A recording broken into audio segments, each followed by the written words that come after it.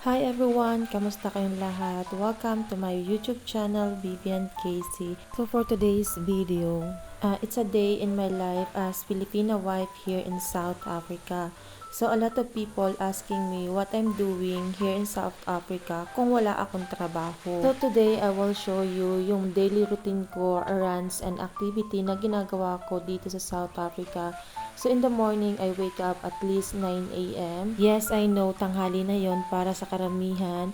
Pero kasi simula nung ako'y dumating dito sa South Africa, nahihirapan na akong matulog. Almost ang tulog ko lagi is 1 or 2 a.m. I don't know if this is my biological clock or sadya lang talagang hindi ako makatulog. But anyway, I wake up at 9 a.m. For breakfast, nagko-coffee lang ako and then dumediretso na agad ako sa garden ko.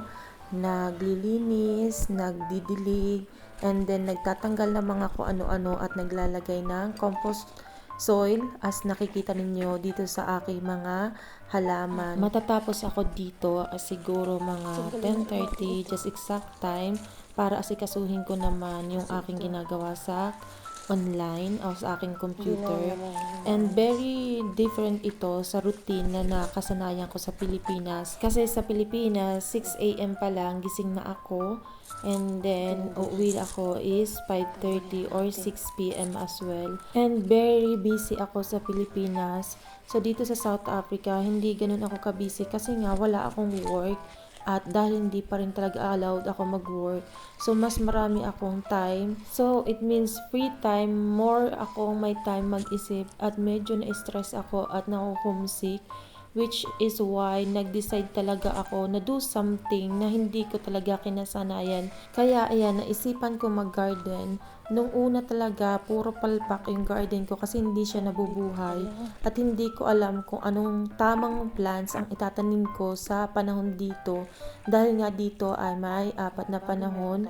So, namamatay sila talaga pag winter. So, ayan, sa loob ng isang taon, pinag-aralan ko kung anong month at kung kailan ko sila itatanim. So as you can see ay may mga tanim ako ditong talong. Yung talong na iyan ay same ng talong natin sa Pilipinas.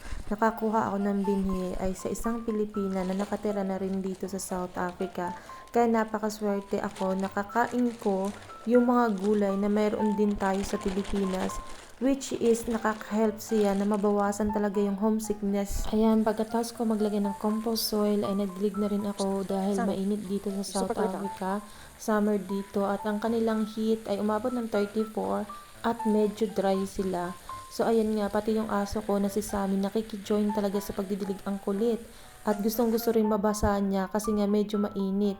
And she is a Swiss Shepherd, which is makapal talaga yung coat niya. Kung makikita nga ninyo, medyo lalagas na yung coat niya. So, kailangan na rin namin siya ang paliguan. So, yeah, this is my routine in the morning. Pagkatapos kong magdilig at ng mga halaman, bumalik na ako sa loob para naman maghugas at maglinis. At sa afternoon naman, ang aking ginawa is pumunta sa likod ng bahay dahil naroon yung garden ko na nakatanim ay sitaw.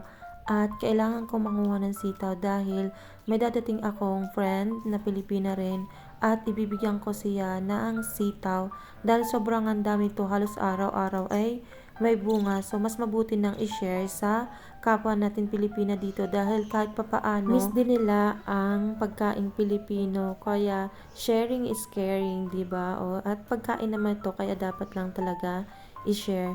So, na nga, napakadami ng bunga. So, ilang araw pa uli pagkatas ko mamitas. For sure, may mapipitas na naman ako. But anyway, may pinahinog akong ilang piraso nung una.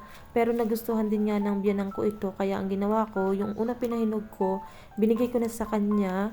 And itong pangalawang pinapahinog ko ay itatabi ko para naman pananim next year. At yung pangatlong papahinugin ko naman ay ibibigay ko dun sa kaibigan kong Pilipina rin na narito sa South Africa. At ang alam ko ay gusto na rin niya magsimula ng gardening. Hindi lang sitaw ang tanim ko dito. Meron din akong kamuting bagin, bagyo beans, at mga sili sa part na ito. Kompleto dito na panigang. At meron din diyang mga kamatis. At kaya ayun, nakakatuwa kasi nakakain ko ang gusto kong mga gulay dahil nga meron akong tanim. At pagkatapos ko nga manguha ng sitaw, bumalik na rin ako sa loob dahil dadating na yung kaibigan ko at makapag-prepare man lang. At kung nakikita nyo, ito ay amarillo pero yung maliliit lang siya, hindi siya tumataas. Yan ay namamatay tuwing winter. Tatlong variety yata ito na itanim ko doon. Yung may mahaba talaga. Yun. And then, yan, may mahahaba talaga. Tapos meron lang talaga na maiiksi. Ganito lang talaga siya kaiksi. Tapos mayroong isang green na green talaga na maiksi lang. Ayan. Kinuha ko na rin, sayang. Diba? Isang bugkos na rin ito. Kita nyo yan? Ito ay pomegranate. Itatanim ko kapag medyo maulan na. And tingnan nyo, ang daming sili. Kita nyo? Ang dami. Ang daming bunga. At dami na ring hinog. So mabuti pa ay kuhain ko na. At sayang.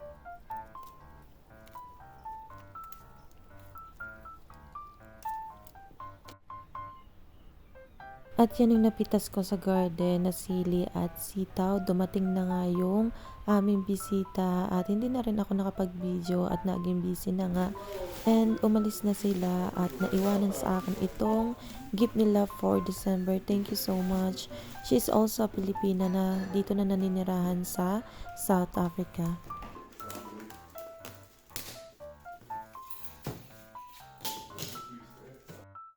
At ayan na, nag-o-open na ako. Sobrang excited ko magbukas nito. Talagang hindi ko na inunti-unti. Talagang akin ang pinunit agad yung pinakang wrapper. So ayan, tara! I'm so happy. Oh my! Oh my! Wine glasses.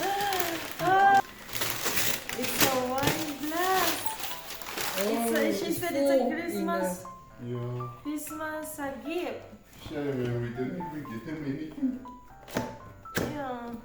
You mean what, for Christmas? Yeah, and you see this, yeah? They also brought it to us. This. And yeah, when they came back from Durban. Oh my God! Thank you. I'll just send him this. You gonna have coffee again then? Okay. It's a four.